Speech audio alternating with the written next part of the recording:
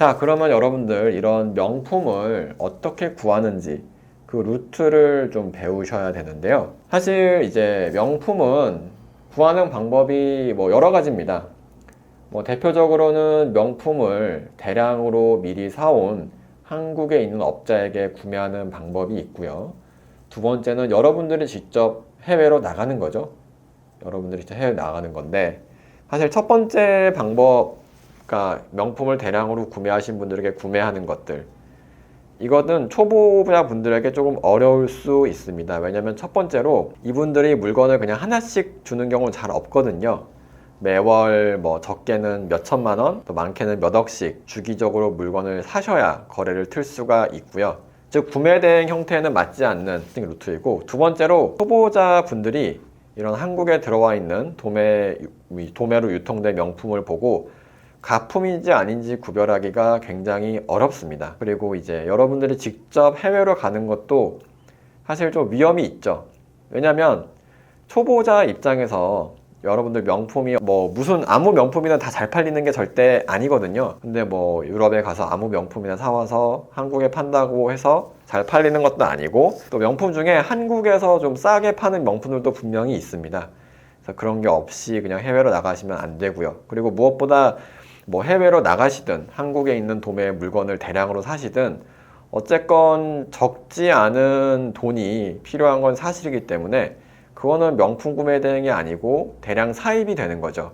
그래서 여러분들이 명품 구매 대행을 집에서 하시려면 여러분들을 대신해서 현지에서 정품을 보내줄 공급 에이전시를 찾는 게 굉장히 중요합니다. 근데 또 이런 문제가 있어요. 그냥 이제 사실 나이키만 해도 그런데요. 여러분들이 그냥 에르메스나 샤넬 혹은 나이키 공홈에서 주문을 해서 팔면 되지 않느냐, 이렇게 말씀하실 수도 있거든요. 근데 해보신 분들은 아시겠지만 여러분들이 이런 브랜드 사이트에 들어가서 여러 번 같은 주소로 같은 아이디로 제품을 구매하시면 이 리셀로 판단이 돼서 여러분들 아이디가 더 이상 로그인이 안 되게 막힙니다. 그래서 단순히 이런 리셀을 해주는 게 아니고 유통을 담당할 수 있게 뭐 현지 브랜드와 직접 계약이 되어 있다든지 이런 식으로 최소한 유럽 현지에 수출 신고를 할 수 있는 법인을 가지고 있는 제대로 된 공급 에이전시를 찾는 게 굉장히 중요합니다. 그래서 여러분들이 이제 제대로 된 공급 에이전시를 골라야 되는데, 사실 저도 공급 에이전시를 찾는 게 제일 어려웠습니다. 그래서 많은 시행착오가 있었고, 그러다 보니까 저만의 어떤 기준을 세웠는데요. 저는 4가지 기준을 세웠습니다. 첫 번째는 뭐 당연한 거지만 정품으로 다양한 브랜드를 구매할 수 있어야 됩니다.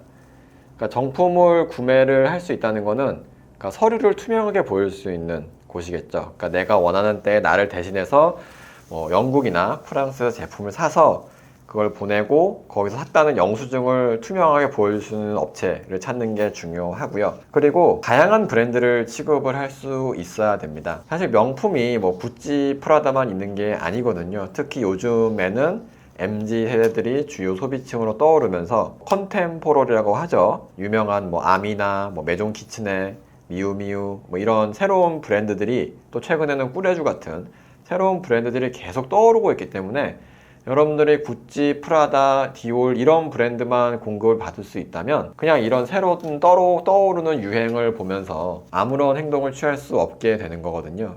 그리고 구매 대행은 뒤에도 말씀드리겠지만 트렌드를 따라가는 게 굉장히 중요합니다. 그래서 정품으로 다양한 브랜드를 구매할 수 있는 게 첫 번째 기준이었고요. 그리고 두 번째로 한 개의 제품도 구매가 가능해야 됩니다. 그러니까 여러분들이 구매 대행으로 하시면 언제 주문이 들어올지 모르거든요. 언제 어떤 제품이 주문이 들어올지 모르기 때문에 고객의 주문이 들어왔을 때 여러분들이 원하는 제품을 한 개라도 구매할 수 있는 공급 에이전시가 필요하죠. 사실 여러분들이 공급 에이전시를 많이 만나보시면 한 개라도 구매를 할 수 있지만 대신 매월 몇백만 원이나 몇천만 원 이상의 뭐 사입을 해야 한다, 이런 조건을 거시는 곳이 있어요. 근데 뭐 여러분들이 자본이 많이 있다거나 아니면은 이렇게 많이 샀을 때 대량으로 뭔가 제품을 사입했을 때 나는 판매할 수 있는 마케팅 채널이 있다, 그러면 상관없겠지만 만약에 명품 사업을 처음 하는 초보자 입장이시라면은 이러한 사입 조건은 굉장히 어려울 수가 있기 때문에 피하시는 게 좋습니다. 그리고 세 번째 조건으로는 경쟁력 있는 가격에 공급이 가능을 해야 됩니다. 그러니까 단순히 그냥 해외에서 명품을 사다가 보내주는 거는 크게 의미가 없어요. 왜냐면은 배송비도 붙을 거고 여러 가지 수수료도 붙을 거거든요. 근데 그게 아니고 VAT, 부가세 환급을 정확하게 받아서 이를 통해서 할인해 줄 수 있는 업체가 필요합니다. 여기서 부가세 환급이라는 게 뭔지 설명을 좀 드리자면, 여러분들이 구매하시는 모든 물건, 그게 해외든 한국이든 모든 물건에는 세금이란 게 붙어 있어요. 그리고 그 세금의 이름은 부가가치세입니다. 우리나라는 이 부가가치세율이 한 10% 됩니다. 그래서 여러분들이 만약에 뭐 100만 원짜리 노트북을 사셨다 그러면 그 안에 10만 원 정도의 부가가치세가 붙어 있는 거예요. 근데 대부분 나라들이 물건을 해외로 보낼 때는 이 여러분들이 산 제품에서 부가가치세를 환급을 해줍니다. 그래서 뭐 여러분들이 공항에 가시거나 아니면 해외여행에서 나올 때, 그러니까 유럽 여행에 가서 여러분들이 만약에 100만 원짜리 가방을 사시면 유럽의 공항에서 적절한 서류를 내시면 그 제품에 들어있던 부가세를 여러분들에게 환급을 해주게 됩니다. 근데 유럽은 부가세율이 한 14에서 20% 정도 돼요. 그래서 여러분들이 부가세 환급만 제대로 받으면 정가에서 한 최소 14% 정도 할인된 가격으로 살 수가 있는 거죠. 그리고 대부분 공급 에이전시들이 이렇게 부가세 환급 받은 부분에서 일부를 본인들의 수수료로 가져가고 마진으로 가져가는 거죠. 그리고 일부를 저희 같은 셀러들에게 할인으로 돌려주면서 저희는 정가보다 더 저렴하게 구매를 할 수가 있는 겁니다. 그래서 여러분들이 이런 공급 에이전시를 고르실 때 안정적으로 부가세 환급이 되는지, 그래서 현지 프랑스나 유럽, 영국은 더 이상 브렉시트 유럽이 아니니까 뭐 유럽 내에 부가세 환급을 안정적으로 받을 수 있는 법인이 설립되어 있는지를 꼭 보시고요. 그래서 이런 부가세 환급을 바탕으로 실질적으로 여러분들이 각 브랜드마다 어느 정도의 할인을 받을 수 있는지를 꼼꼼하게 챙겨보시는 게 굉장히 중요합니다. 그리고 네 번째인데요. 이거는 이제 쉽게 말씀드리자면 제품을 안정적으로 보내주는지 배송까지 해주는지를 꼭 보셔야 돼요. 왜냐하면 제품이 명품은 뭐 저렴하게는 4, 50만 원, 뭐 비싸면 300만 원, 400만 원 제품인데 이게 오다가 뭐 조금이라도 흠집이라도 나거나 파손이 되거나 뭐 분실이 되면 굉장히 곤란한 상황이 벌어지겠죠. 그래서 안정적으로 여러분들을 대신해서 배송까지 해주는지를 꼼꼼하게 보셔야 됩니다. 이런 네 가지 조건을 모두 충족하는 업체를 찾다 보니까 저는 현재 유로살롱이라는 업체를 쓰고 있고요. 근데 만약에 여러분들이 유로살롱 외에 뭐 다른 곳을 쓰시겠다, 아니면 다른 곳을 쓰고 있다라고 하시면 제가 말씀드린 이 네 가지 조건에 부합하는지를 꼼꼼하게 살펴보시는 게 사업을 처음 시작하실 때 리스크를 낮출 수 있다라고 생각을 합니다. 자, 그래서 이런 공급 에이전시, 유로살롱 같은 공급 에이전시들은 많은 분들이 착각을 하시는 게 유로살롱이나 이런 공급 에이전시가 가지고 있는 물건을 여러분들이 떼다 파는 게 절대 아니에요. 그렇게 되면 구매 대행이 아니고 단순 사입이나 위탁 판매가 되겠죠. 그게 아니고 여러분들이 공급 에이전시, 유로살롱에다가 주문을 하면 여러분들을 대신해서 이런 공급 에이전시들이 런던이나 프랑스, 독일에 가서 매장이나 본사에 가서 제품을 구해서 보내주는 겁니다. 왜냐하면 여러분들이 만약에 뭐 런던이나 프랑스에 있는 매장에 전화를 해서 제품 하나 보내주세요 그러면은 아마 전화도 안 받겠죠. 아마 상대를 안 해줄 겁니다. 하지만 이런 공급 에이전시들은 브랜드랑 직접 계약이 돼 있기도 하고 또 이런 매장에 있는 매니저들과 네트워크가 있기 때문에, 그리고 또 저희 같은 셀러들의 주문을 모아서 바잉 파워를 가진 채로 협상을 하기 때문에 안정적으로 물건을 보내줄 수가 있는 거죠. 그래서 이런 공급 에이전시를 제대로 된 업체를 가지고 있다면 여러분들은 굳이 뭐 많은 돈을 들여서 많은 시간을 들여서 유럽에 가서 물건을 사오실 필요 없이 낮은 자본으로, 많은 자본 없이 일단 구매 대행을 시작할 수가 있습니다. 자, 그럼 여러분들 이렇게 해서 명품을 어떻게 구하는지 파악을 했고, 그럼 여러분들이 어떤 제품을 팔아야 잘 팔리는지가 좀 고민이 되실 텐데요. 그거는 고객이 어떤 식으로 물건을 찾는지를 보시면 저는 힌트를 얻을 수 있다고 생각을 해요. 그러니까 많은 분들이 착각을 하시는 게 명품을 여러분들의 상세 페이지를 보고 구매한다고 생각을 하시는데요. 사실 대부분의 브랜드 제품, 명품을 포함해서 브랜드 제품은 고객이 제품을 다 알고 옵니다. 그러니까 무슨 얘기냐면 여러분들은 반대로 생각을 해보세요. 여러분들이 명품 지갑이나 가방을 어디서 처음 보시나요? 대부분 아마 뭐 지인의 카톡 프사를 보고 아니면은 뭐 지인의 어떤 인스타 사진을 보고 아니면 뭐 회사나 직장이나 어디 모임에 갔는데 뭐 누구네 엄마가 가방이 뭐 바뀌었다더라. 그쵸? 그런 식으로 제품을 알게 되면 그럼 검색을 해봅니다. 이 제품이 뭐였지? 옆집 그 아줌마가 메고 있는 가방 뭐지?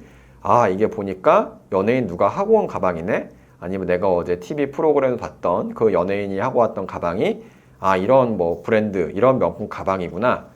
이렇게 제품을 알고 난 다음에 괜찮은 판매자를 찾는 거기 때문에 그럼 여러분들은 어떻게 해야 될까요? 여러분들 똑같이 하시면 되죠. SNS나 유튜브 아니면 사람들이 많이 보는 TV 프로그램에서 아니면 연예인들이 하고 나오는 그런 제품들을 보고 빠르게 트래픽을 타서 그런 제품을 업로드를 하시면 판매에 많은 도움이 될 겁니다. 그럼 여러분들이 SNS나 유튜브나 그 다음에 연예인들 인스타를 보면서 어떤 제품이 현재 인기가 올라가고 있는지 파악이 되시면 그 제품을 어떻게 올려야 되느냐, 네이버를 기준으로 말씀을 드리자면 네이버의 SEO를 기준으로 올리셔야 돼요. 여러분들 SEO 말은 많이 들어봤을 거예요. 최소한 구매 대행이든 위탁 판매든 이커머스에 관심이 있으신 분들은 SEO 한 번씩은 들어봤을 겁니다. 근데 SEO의 어떤 원문, SEO의 정의를 보신 분들은 정말 드물어요. 근데 제가 간단하게 설명을 드리자면 SEO라는 거는 네이버가 가진 채점표입니다. 무슨 채점표냐면 여러분들 입장에서 상품을 한두 개 올리지만 네이버 입장에서 엄청나게 많은 똑같은 상품들이 있을 거란 말이에요. 그러면 이 상품들을 중에 어떤 기준으로 점수를 매겨서 제일 1등으로 올려주느냐, 상위 노출을 시켜주느냐, 즉 상위 노출하는 상품을 정하는 채점표입니다. 근데 이 SEO를 과거에는 그냥 어떤 총점으로만 했어요. 예를 들면 키워드, 클릭수, 리뷰수 이런 여러 가지 팩터들의 총점을 가지고 가장 높은 점수를 가진 제품을 올렸는데 그러다 보니까 흔히 말하는 어뷰징에 취약해진 거죠. 예를 들면 클릭수를 프로그램으로 조작을 한다든지 뭐 리뷰를 가리뷰를 쓴다든지 해서 말이죠. 그래서 작년 6월 이후에 네이버에서 새로운 어떤 기능을 추가를 했습니다. 알고리즘이라고 하는데 실질적인 구매자의 반응을 봐서 최종 노출 순위를 바꾸겠다는 거예요. 그래서 상주 시간이라든지 실질적으로 고객이 클릭을 하고 나서 얼마나 구매로 전환되는지 이런 것들을 보기 때문에 앞으로 여러분들은 이런 어뷰징을 하시기보다는 실질적으로 구매자의 반응을 높이기 위해서 최선을 다해야 됩니다. 한번 구체적으로 얘기를 해볼까요, 여러분들? 여러분들 상세 페이지에 고객이 최대한 오래 머물게 하려면 어떻게 해야 될까요? 간단하죠. 제품 사진을 최대한 많이 올리고 제품의 설명을 충실히 넣는 겁니다. 그리고 클릭률 대비 전환율을 높이려면 팔릴 만한 제품을 많이 올려야겠죠. 아까 제가 말씀드린 대로 트렌드를 잘 파악을 해서 요즘 화제의 제품을 올리는 게 좋고요. 그리고 클릭 대비 리뷰도 고객에게 CS를 잘 하면 되겠죠. 그래서 이런 식으로 본질적인 실력을 키우는 게 점점 더 중요해지고 있습니다. 그리고 여러분들 CS의 기본은 일단 빈칸 메꾸기라고 생각을 하시면 돼요. 상품을 업로드를 하실 때 네이버 스마트 스토어 화면에 많은 정보들을 입력을 해야 됩니다. 뭐 가장 먼저는 이 제품이 어떤 카테고리인지, 그다음에 상품명, 사진, 뭐 소재 이런 것들을 여러분들이 최대한 정보를 많이 넣으셔야 되는데 착각하시는 게 정확한 정보를 100% 넣을 필요는 없어요. 예를 들어서 네이버 상품을 올리실 때 뭐 소재나 원산지를 넣게 돼 있거든요. 근데 여러분들 반대로 생각을 해보세요. 여러분들 상품을 채점하는 거 사람이 일일이 채점할까요? 아니에요. 여러분들은 여러분들이 애써서 올린 상품이니까 마치 한 사람 한 사람 볼 거라고 생각을 하시지만 AI가 여러분들의 상품을 채점을 합니다. 그럼 그 AI가 여러분들이 올린 가방이 이게 뭐 악어 가죽인지 램 가죽인지 카프 스킨인지 어떻게 구분을 하겠어요. 그렇죠? 그래서 여러분들은 어떻게 생각을 하셔야 되냐면 빈칸은 최대한 메꾼다라고 생각을 하셔야 돼요. 내가 소재를 잘 모르겠다? 그럼 그냥 기타라고 써놓으세요. 사이즈 잘 모르겠다? 기타라고 쓰시면 됩니다. 근데 이렇게 기타라고 쓰면 고객이 항의하지 않나요? 아니에요. 제가 말씀드렸죠. 고객은 이미 상품을 다 알아보고 옵니다. 여러분들의 상세 페이지를 보고 제품을 최초 인지해서 이 제품 너무 멋지다고 사는 사람은 거의 없다라고 보시면 되고 그 정보가 설령 틀렸다 그래서 여러분들에게 항의를 하지 않기 때문에 일단 SEO는 기본적으로 빈칸을 최대한 메꾸시고 그 다음에 고객의 실질적인 만족을 위해서 노력을 하신다면 충분히 SEO 점수를 만점을 맞을 수가 있을 겁니다. 그래서 제가 상품 업로드하면 이런 질문을 많이 받아요. 지재권 안 걸리게 등록하는 방법이 있나요? 라고 하는데 너무나 심플하죠. 지재권이 없는 사진만 올리시면 됩니다. 그러니까 여러분들 지재권이란 게 뭘까요? 지재권. 그러니까 많은 사람들이 지재권 하시는데, 지재권이란 게 저희 법원 판례를 보시면 이렇게 정의가 되어 있습니다. 우리나라 법으로 보호해야 할 만큼의 창의력과 노력을 뜻한다. 이렇게 적혀 있어요. 그러면 여러분들 자 보세요. 지금 제가 보여드린 대로 그냥 단순히 제품만 덜렁 있고, 흰 바탕, 하얀색 바탕에 제품만 덜렁 있고, 그 제품의 앞뒤, 양옆, 그 다음에 그 안을 보여주는 단순 제품 사진은 법원에서 어떻게 판단을 하느냐? 이거는 법으로 보호할 만큼의 창의성이 없다라고 판단을 해요. 즉, 지재권이 없는 겁니다. 그래서 제품만 덜렁 있는 사진은 얼마든지 올리셔도 아무 문제 없어요. 근데 이제 그런 사진들이 있습니다. 뭐 이런 가방을 뭐 모델이 메고 있다든지, 아니면 배경에 뭐 꽃이라든지 뭐 이런 소품들이 있어서 연출한 사진들, 이런 사진들은 지재권이 있기 때문에 이런 사진을 올리시면 문제가 되죠. 그래서 이렇게 말씀드리면 뭐 착용샷이 있어야 잘 팔리지 않나, 이런 분들이 계세요. 근데 제가 아까 누누이 말씀드리죠. 이 명품은 고객들이 다 이미 제품을 찾아보고 오기 때문에 여러분들이 착용샷을 올린다고 해서 여러분들의 상세 페이지에 후킹이 돼서 사진은 않습니다. 여러분들은 명품 이 사진, 지재권이 없는 사진만 올리셔도 충분히 판매가 이루어질 수가 있습니다. 자, 그리고 또 하나 중요한 게 상세 페이지인데요. 자, 여러분들이 만약에 반대로 생각을 해보세요. 고객이 입장이 돼서 여러분들이 명품을 인터넷으로 살 겁니다. 가장 걱정되는 부분이 뭘까요? 제 배송이 걱정이 될까요? 그게 아니고 내가 사는 이 제품이 혹시나 가품은 아닐까? 그게 제일 걱정되겠죠. 그러니까 여러분들은 여러분들의 상세 페이지를 통해서 여러분들이 정품을 파는 판매자라는 거를 최대한 할 수 있는 한 최대한 어필을 하셔야 됩니다. 그래서 어떻게 어필을 하냐? 그 여러분들 상세 페이지, 즉 정확히는 맨 위에 나오는 상단 페이지와 하단 페이지에 신뢰가 갈 수 있는 많은 문구를 넣으셔야 돼요. 이거는 지금 이제 네이버에서 제가 실제로 따온 이제 상단 페이지인데요. 많이 이상하죠? 여기 문구를 읽어보시면 뭐 이런 앞뒤가 안 맞는 말도 있고, 글자 크기도 뒤죽박죽이고, 색깔도 여러분들 노란색, 빨간색 이런 조합이 그렇게 신뢰가 가지는 않습니다.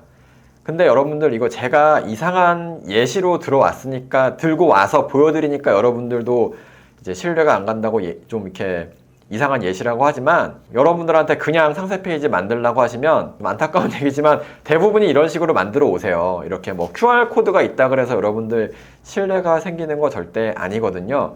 그래서 최대한 깔끔하고 전문성이 있게, 전문적으로 보이게, 그리고 중요한 문구, 100% 정품이라는 얘기는 여러 번 반복을 해서 신뢰를 얻을 수 있는 하단 페이지를 만드시는 게 굉장히 중요합니다. 자, 그럼 이렇게 해서 여러분들 명품을 어디서 구하고 어떤 명품을 팔아야 되고 어떻게 업로드를 해야 되는지를 대략적으로 알아봤어요.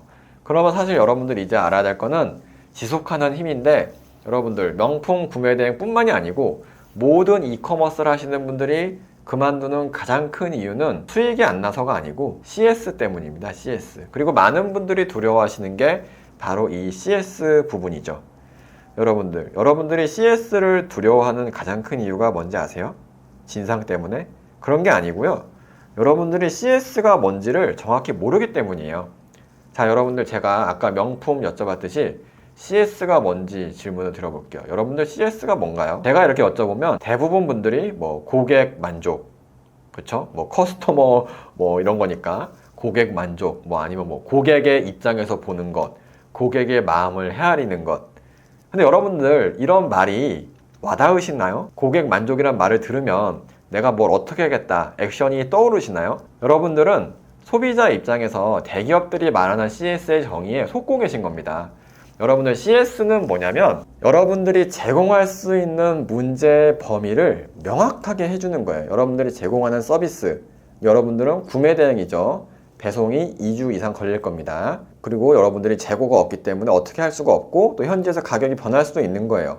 이런 것들을 상하단 페이지에 명확히 쓰는 겁니다. 가장 안 좋은 예시가 뭐냐면 여러분들 중에 이런 분들이 계세요. 마치 내가 재고를 가지고 있는 것처럼 애매하게 상하단 페이지를 쓰시는 분들이 있어요. 그러면 고객 입장에서는 재고가 있는 줄 알고 착각을 하게 되고, 배송이 늦었을 때 기대치와 다름으로 여러분들에게 화를 낼 가능성이 굉장히 높습니다. CS의 기본은 친절이 아니고요. 고객은 언제나 문제 해결을 원하기 때문에 여러분들은 여러분들이 해결 가능한 문제가 뭔지를 명확히 해주는 거예요. 저는 구매 대행이고요. 배송은 이 정도 걸립니다. 그리고 현재 재고 상황이 변할 수 있어요. 그리고 관부가세는 미포함입니다. 이런 것들을 명확하게 쓰셔야 됩니다. 그리고 이 명확하게 쓴 거를 넘어서서 요구를 할 때는 여러분은 다 대표님이고 사장님이잖아요. 그런 분들한테 그냥 제품을 주문을 취소하고 돌려보내는 것도 방법이죠. 그래서 이런 식으로 CS는 여러분들 해결 가능한 문제의 범위를 명확하게 보여주고 그 이상을 요구할 경우에는 서비스 제공 중단까지도 고려하는 것, 이게 CS입니다. 그리고 여러분들 우리가 상대하는 고객의 유형을 정확히 아셔야 돼요. 모든 인간은 크게 세 가지 부류로 나눌 수 있다고 책에서 나눕니다. 아마 들어보신 분도 계실 텐데요. 첫 번째 부류는 기버고, 두 번째는 매처고, 세 번째는 테이커예요. 우리 대부분의 인간들은 매처입니다. 받은 만큼 돌려주고 싶어 하고요. 준 만큼 받고 싶어 해요. 대부분의 인간들이 그렇습니다. 그리고 기버 인간의 유형들은 흔히들 우리가 말하는 호구예요. 호구. 사람들한테 더 주고 싶어서 안달이 나 있고 받지 못해도 크게 상처받지 않아요. 그리고 테이커는 이 세상을 대결의 장으로 보는 사람들입니다. 내가 빼앗지 않으면 뺏긴다라고 생각하시는 분들이요. 자, 여러분들. 자, 볼게요. 여러분들이 고객을 만났는데 테이커 분들에게 잘해주면 이 테이커 분들이 여러분들에게 어떤 리워드를 잘 해줄까요?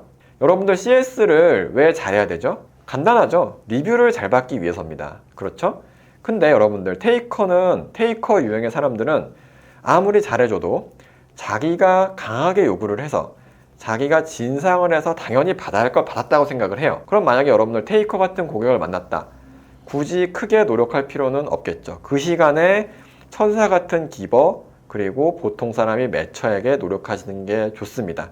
그래서 여러분들 다시 한번 말씀드리지만 CS는 뭐 친절, 고객 만족 그런 게 아니고요. 여러분들이 제공하는 서비스를 명확하게 보여주고 그 안에서 최선을 다하되 기버와 매처에게 집중하시는 게 성공적인 CS의 지름길이라고 생각을 합니다. 자, 그래서 오늘 좀 이렇게 압축해서 짧은 시간 동안 명품 구매 대행이라는 게 무엇인지, 어떻게 제품을 구하고 어떤 제품을 팔아야 되고 어떻게 팔고 그리고 마지막에 어떻게 CS를 하는지를 정리를 해봤습니다.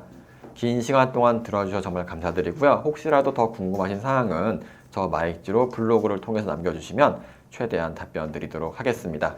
긴 시간 동안 너무나 고생하셨고요. 모두 다 원하시는 바 이루는 하루가 되시길 바랍니다. 감사합니다.